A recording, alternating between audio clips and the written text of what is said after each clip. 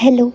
ഇന്ന് എന്തായാലും ഒരു day in my life video എടുക്കണമെന്ന് വിചാരിച്ചിട്ട് തന്നെയാണ് കേട്ടോ രാവിലെ എണീക്കുന്നത്.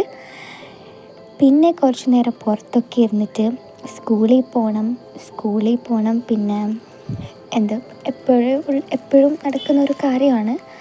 വലുതായിട്ട് കാണിക്കാനൊന്നുമില്ല, എന്നാലും ചായയൊക്കെ കുടിച്ചിട്ട് ഞാൻ ചായക്ക് ബദലായിട്ട് ഇവിടെ ഡ്രൈ ഫ്രൂട്ട് ജ്യൂസാണ് എടുത്തിരിക്കുന്നത് കേട്ടോ. എനിക്ക് ഭയങ്കര ഇഷ്ടമാണ്. പിന്നെ ഇതിപ്പോൾ കാണിക്കുന്നത് എൻ്റെ ഒരു കൺഫ്യൂസ്ഡ് ആയിട്ടുള്ളൊരു ഫേസാണ് കേട്ടോ. എന്തെന്ന് വെച്ചാൽ നമ്മുടെ സ്കൂളിൽ യൂണിഫോം ഉണ്ട്, ടീച്ചേഴ്സിന് യൂണിഫോം ഉണ്ട്. അതിൽ സാരിയും ഉണ്ട്, കോട്ട്സും ഷർട്ടും പാൻസും ഉണ്ട്. ഞാൻ വലിയ കാര്യത്തിൽ സാരിയാണ് ചൂസ് ചെയ്തത്. പക്ഷേ കോമഡി എന്താണെന്ന് വെച്ചാൽ എനിക്ക് സാരി ഉടുക്കാൻ അറിഞ്ഞൂടാ. എപ്പോഴും വീട്ടിൽ അമ്മയും കാണില്ല, അതുകൊണ്ട് ഞാൻ സാരി ഉടുക്കാറില്ല. അതിൻ്റെ ദേഷ്യം എൻ്റെ പ്രിൻസിപ്പലിൻ്റെ ഫേസിലുണ്ടെന്ന് എനിക്കറിയാം. പിന്നെ ഇതൊരു മീഷോന്ന് വാങ്ങിയൊരു ഡ്രസ്സാണ്.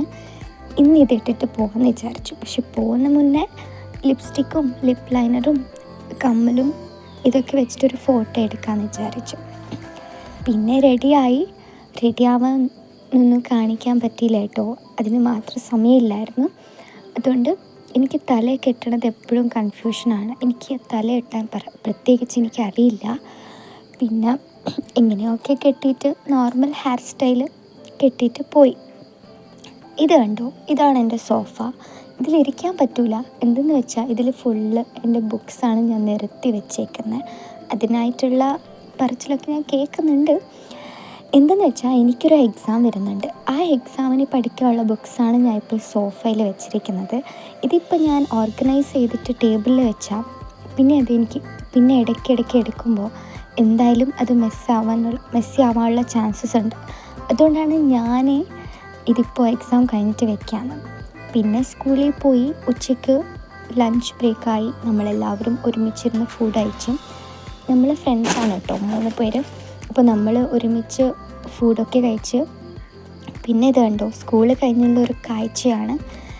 പിന്നെ സ്കൂൾ കഴിഞ്ഞിട്ട് അസൈൻമെൻറ്റ് കറക്ഷൻ ആക്കിയിട്ട് വീട്ടിൽ പോകണം. അതിൻ്റെ മാർക്സൊക്കെ എഴുതി വെക്കുന്നുണ്ട്. പിന്നെ നടന്ന് വീട്ടിൽ പോയി.